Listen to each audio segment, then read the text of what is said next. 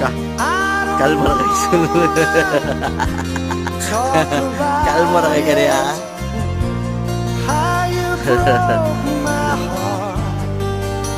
Tabang o gugma sa eskwelahan, ha?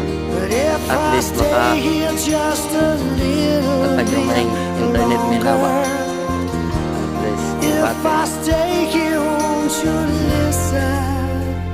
dirita sa school mga boss. Medyo layo ni sa downtown area. Bukid-bukid na doon siya mga boss.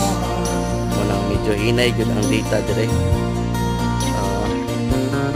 And then ni-request ng mga teacher na kasi matatapangtan nila makakwantag yung connection sa ito ang pangpasa sa mga reports.